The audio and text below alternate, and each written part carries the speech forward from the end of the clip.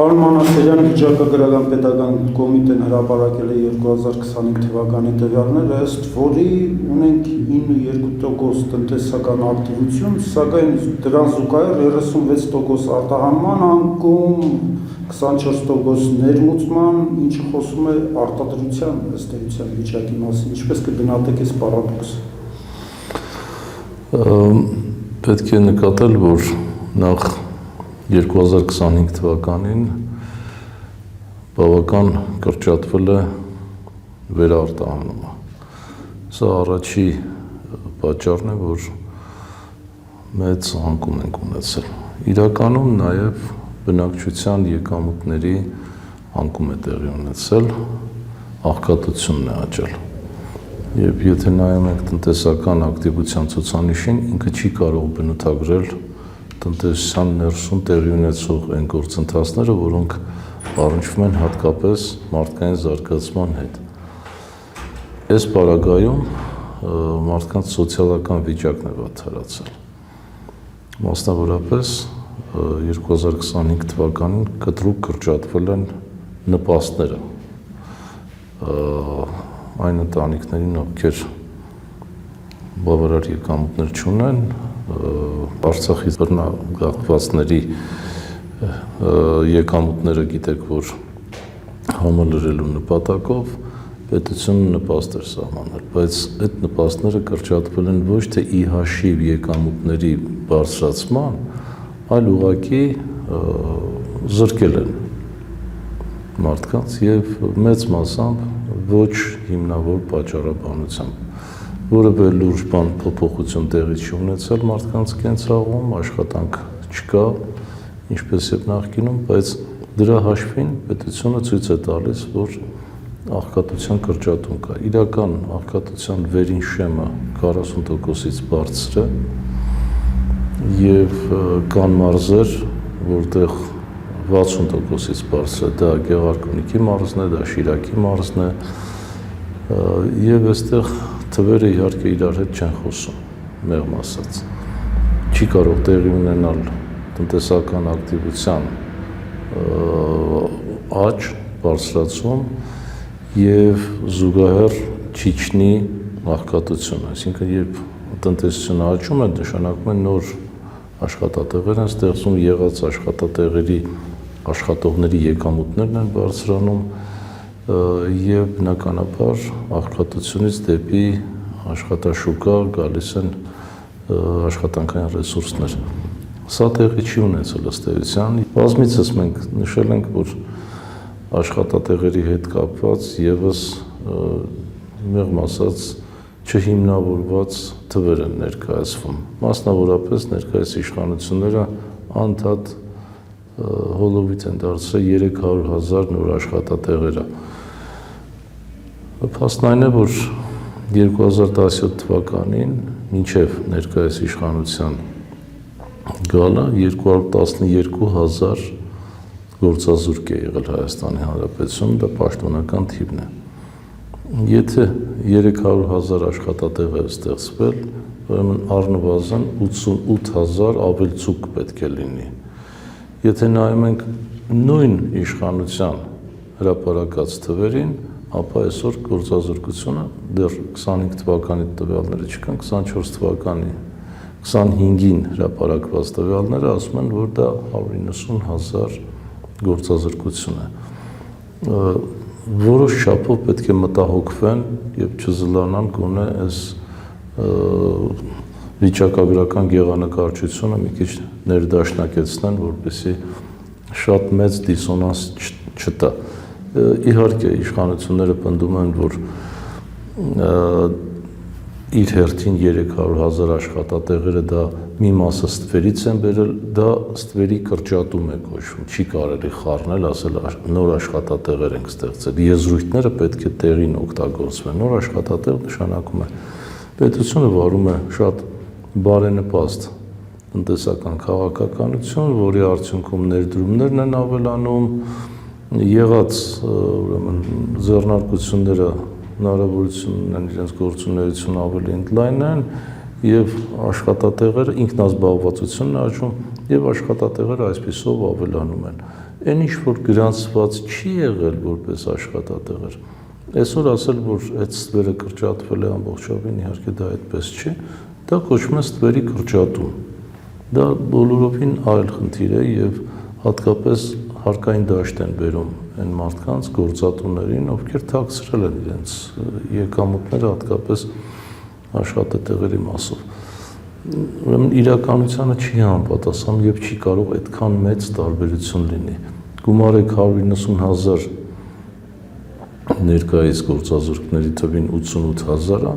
ստացվում է, որ մենք ունենք 272,000 գործազրկություն այս պահին։ Դրանցից քանիսն են ստվերում եղել, քանիսը դուրս են բերվել, ինչ մեթոդներով, դրա մասին հստակ հաշվարկներ պետք է ներկայացվի էկոնոմիկայի նախարարության կողմից, կառավարության կողմից։ Սրանք հակասական թվեր են, ինչպես տեսնում եք, հայկական ծագման ապրանքների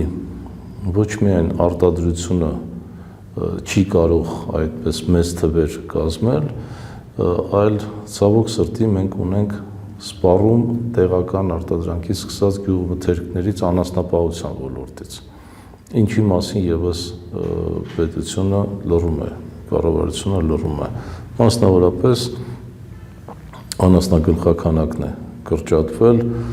անասնակերի թանկացման պատճառով, տարբեր այլ պատճառներով եւ սրա մասին պետք է իհարկե շատ ազնիվ լինեն իշխանությունները, որտեղ արդյունքում մենք ունենք մսամթերքի գնի երկնիշ թվով աճ։ Ոչ միայն մսամթերքի, այլ նաեւ կատնամթերքի, ձկնամթերքի, հացամթերքի եւ այլն, այսինքն հացամթերք եւ այլն։ Առաջին անհրաժեշտության ապրանքների գները բավական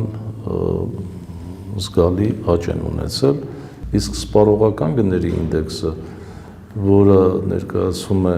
նորմայի սահմաններում,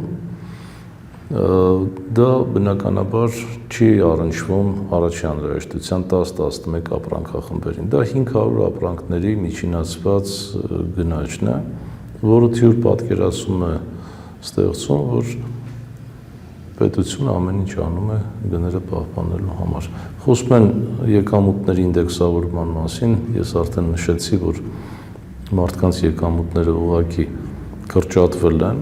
եւ ոչ միայն նպաստներից են զրկել աղքատներին, այլ նաեւ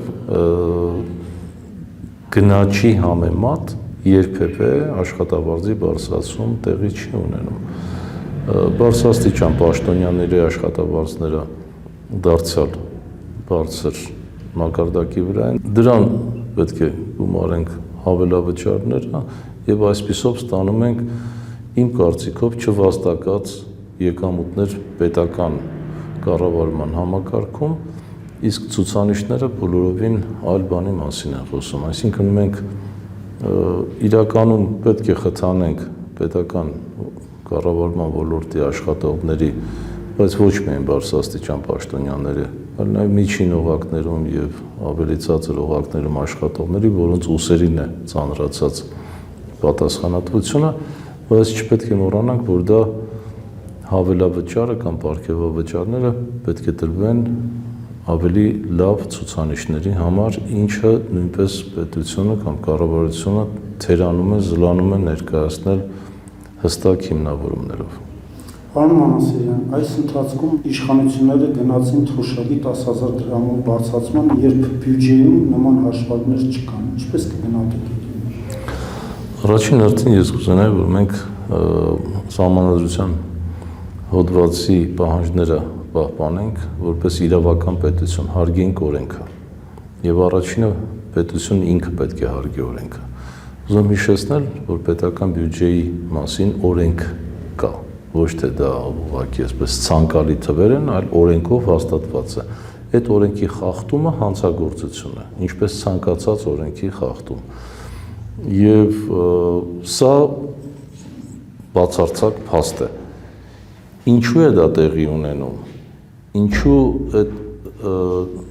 ցուցանիշները, որոնք ամրագրված են հատկապես ծախսային մասում պետական բյուջեի չեն կատարվում, ընդ որում 2026 թվականը միակ դեպքը չէ։ Նախորդ 7 տարիների ընթացքում շարունակաբար խախտվել են պետական բյուջեի մասին օրենքները։ Որպես պարզ օրինակ բերեմ ոչ միայն թերակատարումները, այլ նաև բյուջեի հաշվին այն ասֆալտապատում, որի որակը այն չէ եւ բազմաթիվ գործեր հարուցված դատախազությունում, վերահսկողական ծառայության կողմից, նաև այսպես կոչված խնայողությունները բնավ չեն խոսում այսպես տնտեսվարման արդյունավետության մասին, ինչպես կարող է թյուր պատկերացումը։ Դա նշանակում է, որ ապաշնոր են իշխանությունները, չեն կարողանում այդ սուղ միջոցները, որոնք հատկացված են հստակ նպատակների համար, չեն կարողանում ճիշտ նպատակին օգտագործել եւ ուշացնում են այսպիսով ծրագրերի կատարումը։ Ուզում եմ հիշեցնել, որ պետական բյուջեն դա թվերի կույտ չէ։ Դա տնտեսության զարգացման ծրագիր է 1 տարվա կտրվածքով։ Եվ եթե լինեն թիրախներ, հնգամյա, տասնամյա եւ այլն, դրանք 1 տարվա կտրվածքով պետք է մոտեցնեն այդ նպատակների իրագործման, ինչը եւս թերի է։ Այս պարագայում կենսաթոշակների համար որևէ բան չի նախատեսվել ավելացման իմաստով, եւ սա բեռ է դառնում պետական բյուջեի համար, դա նշանակում է, որ այդ միջոցները պետք է այլ հոդվածներից ուղղակի կրճատվեն, ինչը տնտեսության համար եւս բացասական նշանակություն ունի։ Որքանով են իշխանությունները արհեստավարժ, որքանով են իրապես իրենց աշխատանքի կամ գործունեության հիմքում դնում ճիշտ թիրախներ եւ կարողանում իրենց խոստումներ իրագործել, կարծում եմ մեկնաբանության կարիք չունի։